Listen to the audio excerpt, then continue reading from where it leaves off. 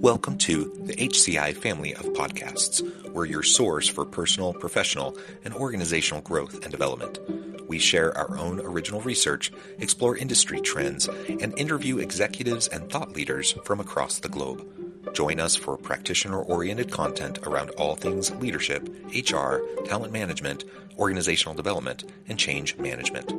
Maximize your personal and organizational potential with the HCI family of podcasts.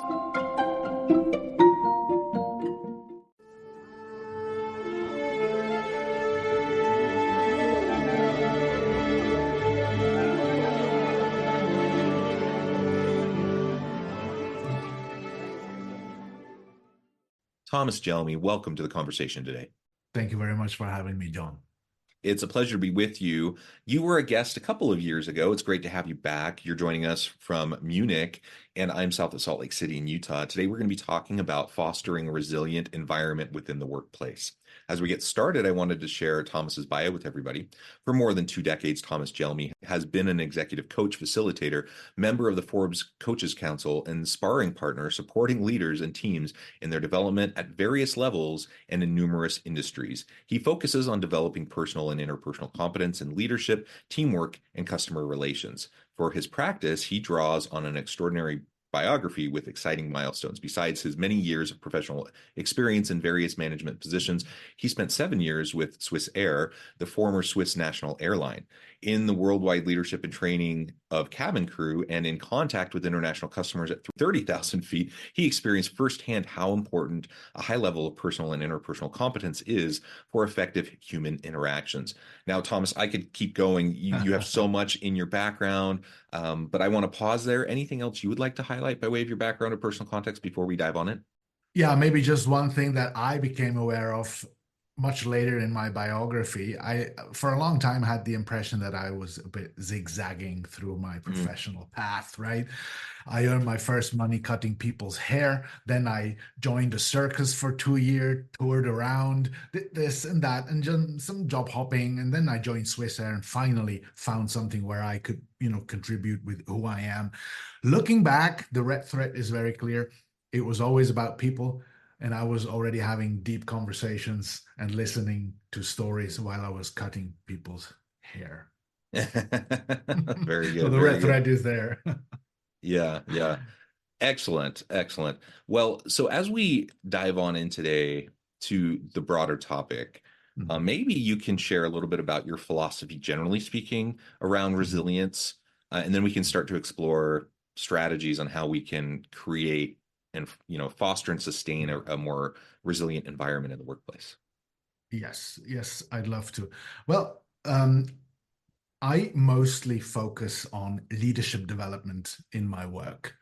So I help people in leading positions to further develop their leadership personality, much more than skills or competencies or methods and techniques. It's really about becoming a leader. And this has 2 main components.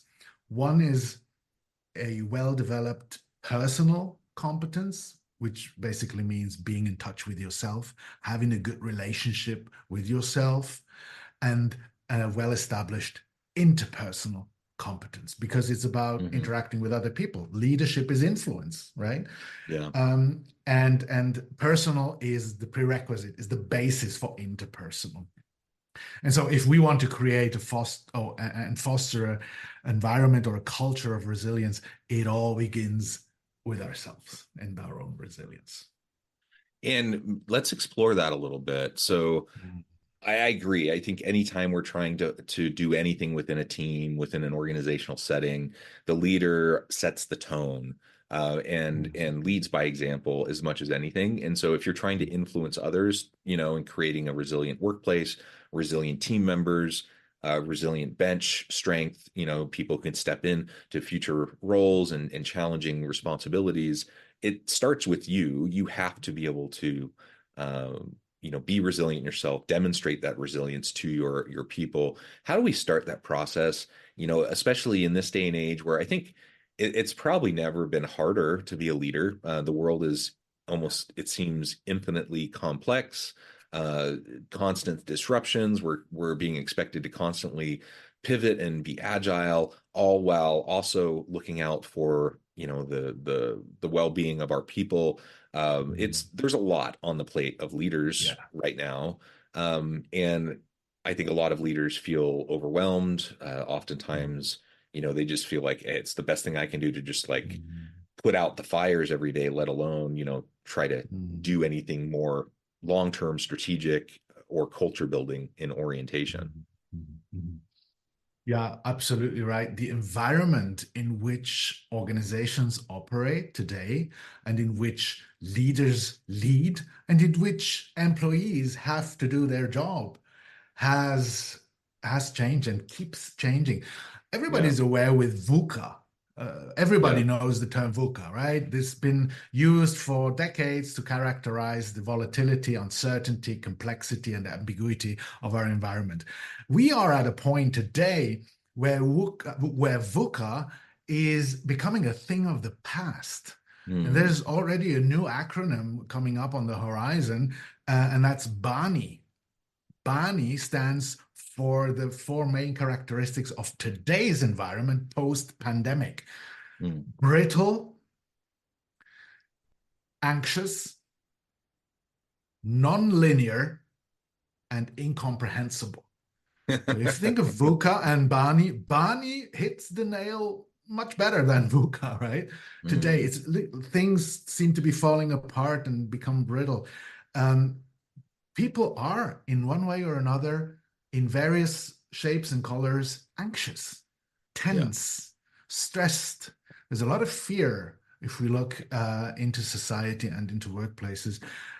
Things have become nonlinear in the sense of no more, clear cause and effect. If I do this, this will happen, or what happened is the consequence of what happened before. Mm-mm. It has become much less predictable and therefore incomprehensible.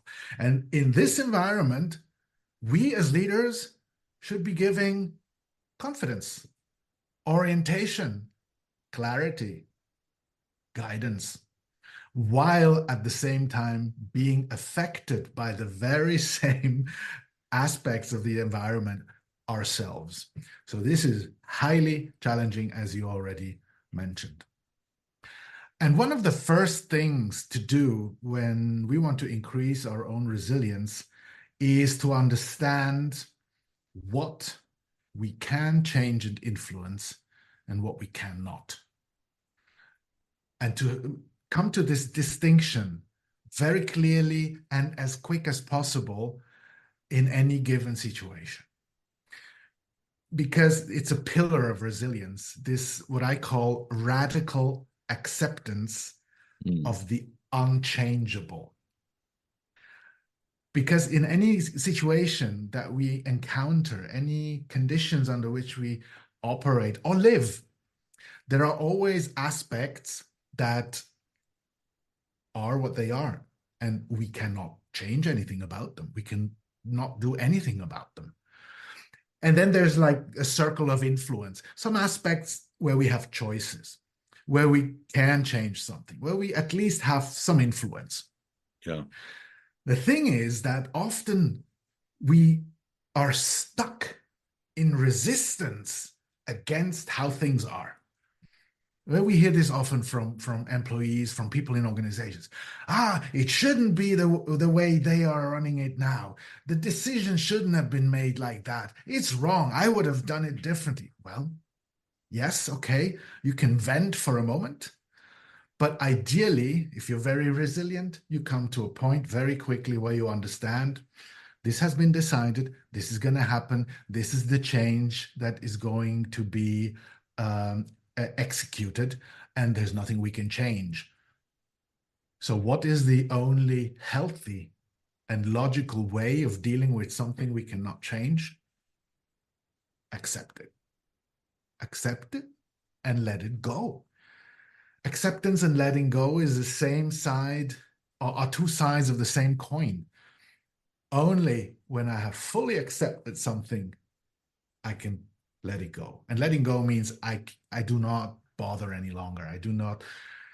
I don't keep thinking about it all the time. I let it go and I focus on something else, on the things that I can change and control. And this radical acceptance does not mean I agree. It does not mean it does not mean I'm okay with it. I support it. Yeah. No, I can be against it, but still accept it because it already happens and it is what it is. That's one core element of resilience. Yeah. So I think that's a really important point. And it's one I struggle with, I'll admit, because, Yeah. I'm one, I always use the mantra, be soft on people, hard on systems. And so Yes. if something is problematic, if it's hurting people, whether intentional or not, I want to push for change of that thing. And a lot of times within organizations, there's policies, practices, procedures that for one reason or another damage or hurt people or exploit Oh people yeah. or in some way do harm, right? Oh yes. And on the one hand, I'm like, okay, it's outside of my sphere of influence. I can't cause change in this area. I just need to do what I can and move on and save my energy, for things I can influence. And on the Yeah. other hand, I hate that because I want to be able to Yeah. push and influence those things and bring about change that I think will make the organization more healthy. And I know a lot of people feel that way. That's that's Yes. a hard that's a hard tension, right? To Yes. deal with. And I think what you're highlighting here is an important distinction. Like in no way am I acknowledging, you know, pleasure or satisfaction with something that may be harming people in from my perspective, just because I've come to a level of acceptance that this is what it is. I can Yeah. continue to strategize. I can continue to try to see how I can influence things in a positive way, but I also it's not sustainable for me to run around, beating my head against a brick wall No. endlessly. And all I'm going to do is deplete myself and deplete those around me, and I'm not going to be able to drive any change anyways, right? So I think what you're suggesting, what I'm hearing, is if we have that radical acceptance, it's not like burying our head in the sand. It's not pretending like everything's fine. It's not just deciding, okay, I guess if everyone else is doing it, I'm going to do it too, and now I'm complicit. But it's just recognizing spheres of influence, what I can and cannot control, and then leaning into what I can control, the influence that I do have, and being strategic about how I utilize my limited time, energy, mental bandwidth, etc. Absolutely. Because with this attitude and mindset, you free up capacity and energy Mm-hmm. that's important in those areas where you can actually do something. And you can still, try to address the topic and set impulses and highlight that you think is wrong. But while you're doing that, you are in a state of acceptance of how it currently is Yeah, until something may eventually change. And that's a completely different energy. And it's yeah, more energy, like more energy for what is relevant. And as a leader, yes, especially when you're somewhere in a middle management position where you're always torn between or in a loyalty conflict between am I loyal towards my management and the policy mm-hmm, and the mm-hmm. strategy of the organization, or am I loyal to my team and my people, right? That can be a lot of tension. So especially there, it's a way can be to um, accept the things that have been decided or the strategy, even if I may only agree to a certain extent, maybe to 70, 80%, and 20% I disagree. I still fully commit to it and then support my people in handling it and dealing with it. These are the facts. This is the strategy. This is the decision that was made. Now, how are we going to deal with it? What are we going to do? What can we influence? How can we shape it and form it in such a way that it's okay for us and we can perform at our best within the given circumstances? Yeah, yeah, excellent. All right, so we can come to that radical acceptance. Um, we start to have internal resilience. We start to Mhm. model that for our team, for our people. Now, what else can we do from a strategic point of view to Yeah. start to foster that environment of resilience, not just within Mhm. ourselves, but within our team? Yes. So two more, actually three more pillars of resilience besides the radical acceptance. Another one is optimism, choosing a mindset of optimism, an optimistic mindset. And optimism is not to be mixed up with naive positivity or even toxic positivity, right? Hmm. Running around the organization saying, yeah, everything is fine. Yeah, ignore the issues, focus on the positive, think positive. That's not optimism, that's denial. And this can be toxic, actually, and you can Yeah, yeah. undermine your own credibility and trust if you do that. Optimism means believing in a positive outcome despite the conditions or amidst adversity, when you feel like everything's brittle and things seem to be falling apart, you still strongly believe in a positive outcome and that we are, as a team or as an organization, going to come out of this the other end and we'll be fine. And radiating this confidence. That's Hmm. leadership. That's leadership. Yeah. So optimism, and this goes hand in hand with solution focus. Hmm. What does that mean? Solution focus is the question, what do I focus on for myself? Where do I put my focus of attention mainly? What do I think about mostly? And what do my conversations focus on? And to give you a simple example, let's say something happened, somebody made a mistake, customer complains, internal customer, external customer, doesn't matter. Now, of course, we have to have a meeting. Now, a problem-focused meeting will be based on questions like, why did this happen? And who's responsible? Whose fault is it? And you can almost sense what kind of an emotional climate these questions will generate in that meeting and what this Hmm. will do to people and how they will come out of that meeting. A solution-focused meeting, same event, would be based on questions like, how did this happen? What needs to be done now? How can we support you? What can we learn from this? Totally different energy, totally different vibe. And people are going to come out that meeting in a totally different emotional state, which will be much more productive. And they will go and do what was agreed, right? And this depends, of course, on our own perception and what we focus on as leaders. Now, here comes the challenge. The challenge is called negative bias. And I'm Hmm. sure you know what I mean. A negative bias is one of many, many biases we have in our thinking and in our perception. What it means is we tend to perceive anything negative that's potentially threatening to us much stronger and much bigger, and it has more weight, and we react more strongly to it than anything positive, that anything Hmm. that's going well. That's very human. It's not wrong. It's human. It's natural Yeah, because it has to do with survival. It's very old, right? yeah. However, if you are in this negative bias problem solving mode as a leader all the time, what do you see when you walk around the organization? Problems, issues, everything that's not the way it should be.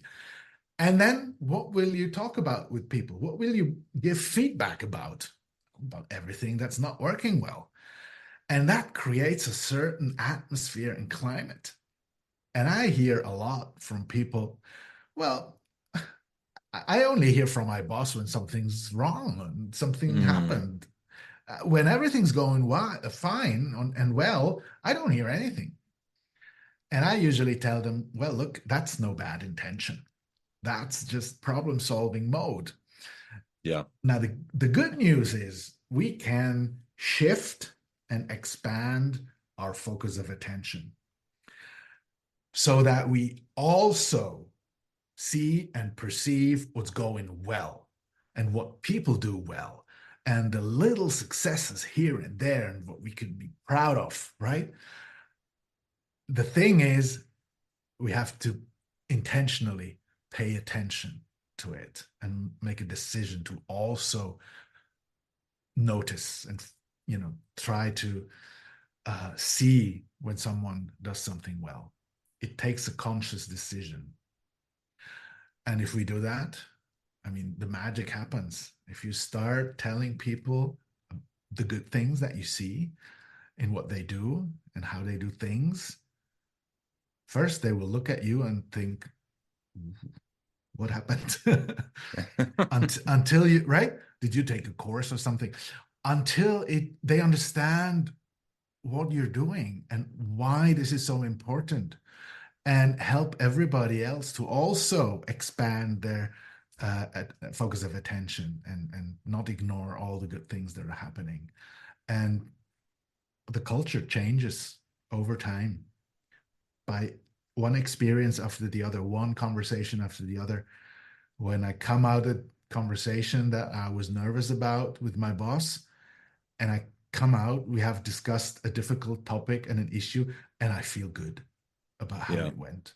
Wow, that's a completely different story. And this builds resilience, among other things. So again, it starts with ourselves. Yeah, yeah, I really like that. And again, it's it's not about putting your head in the sand. It's not about No. ignoring the challenges and trying to be proactive about addressing those issues that you see. I think any good Mm, leader will spend a good amount of their time trying to address and resolve those sorts of issues. But you have to have a absolutely. level of optimism. Um, I mean, to just to be able to stay sustainable and not burn out, you have to have optimism, because there are always problems. I mean, give me any organization. I don't care how excellent the leader is. I don't care how good the people are. I don't care, um, about how many awards it's won. Every organization with people have issues, have lots of issues, right? Um, Yes. and it's because we're human and we're messy, and there's always issues that you have to work through. And so just acknowledging that, acknowledging, yes, there are challenges. Yes, we are working at it. We're building the plane while we're flying it. We're not going to ignore the issues. We're going to address them head on. But we're going to do it with a positive mindset. We're going to do it from a growth mindset, that we're going to learn from these setbacks. And that level of Yes. like ingenuity and innovation, and just the overall energy around and the positivity around that kind of a mindset and approach is so dramatically different than what we've all experienced when we're Oh, around somebody who's just always negative, like always just oh, kind of complaining, always whining. It's oh, not, yeah. I mean, it's not that they see things other people don't see. Maybe they do, but I mean, most of the time it's just they're only focusing on the negative, Yes. and they're ignoring the positive, or they're ignoring the growth opportunities that are coming Yes. from this. And so it is a tension, and it is something you have to balance. Because I'm not, all about being Pollyanna-ish and just ignoring the hard things and pretending like everything is okay. But, I think having a realistic understanding of the challenges we face, while having an internal optimism that we can do better, that we can learn together, and that we will figure this out. That is what Yes. people need on your team. So I need to be able to model that for my people. I need them to see that I have that positivity, and that I have that overall optimism around what we're trying to Yes. accomplish, and regardless of the challenges we might be facing, and then encourage them to do the same. And like you mentioned, point out the good things, model Yeah. that by Yeah. by expressing gratitude and pointing out the wins, and Yeah. yes, acknowledging the challenges, but also where have we come? Like, where did we start, and where have we come, and where are we going? That's what leadership is, right? Exactly. And it's often small things, that are improving, that are getting better. There's this beautiful, quote that really summarizes negative bias in one sentence. It says, one falling tree makes more noise than a whole forest growing Mm, at the mm, same time, right? So we tend to focus on those falling trees when there's so much growing. We just have to look at it and pay attention. And I liked how you just said a more realistic view, because that's what it is when we're optimistic and we're also including all the good stuff in our awareness. That's realistic. It's Mm, much less biased, right? And yes, we have problems and issues because we're humans and it can get messy, you just said. And I go even one step further, that problems and issues are in the nature of work and yeah, businesses. yeah, We're here for that. It's about solving one problem after the other, and it will never end. Believing that we will one day reach a point where finally we have resolved all the issues and problems and we can finally relax and do our work. That's a myth. It will right. never happen, ever. And just accepting this and understanding that life is difficult and work is difficult and there's one problem after the other. Accepting this radically can already, relax in a way because you're not expecting something else to happen. Yeah, yeah, absolutely. Well, Mm. Thomas, this has just been a real pleasure. I note the time. I need to let you go here in just a minute. But before we wrap things up for today, I wanted to give you a chance to share with the audience how they can connect with you, find out more about your work, your team, and then give us the final word on the topic for today. Okay, wonderful. So you can find me on LinkedIn, on Instagram, Facebook, TikTok, and just reach out to me, connect with me, visit my website, send me a message if you're interested to talk and to discuss. And the final word for today would be to just make the next step into more resilience, for example, or into more optimism, or into more the ability of radical acceptance. You're not supposed to make a big leap and tomorrow morning, yeah, I got it. And now I'm like resilience level from 60 to 100%. No, that's not how it works. What is the next best thing I can do to start moving in the right direction? And one little thing could be to sit down at the end of the day, take a pen and a sheet of paper or tablet, whatever it may be, and write down what went well today Mm, and what did I do well today. And just write down what comes to mind so that you set your self-perception straight, right? And then ask yourself, even though I may not have achieved everything on my list today, did I give my best? Did I do what was possible under the given circumstances? Yes, I did. That's a reason to pat yourself on the shoulder and say, well done. That was a good day.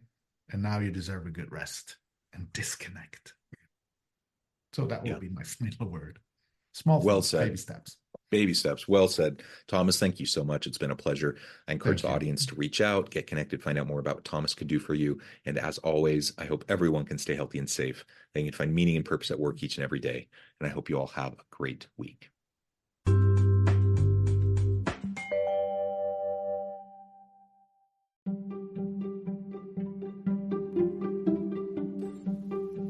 Thanks for joining us for this episode of the podcast. We hope you stay healthy and safe, and please join us again soon.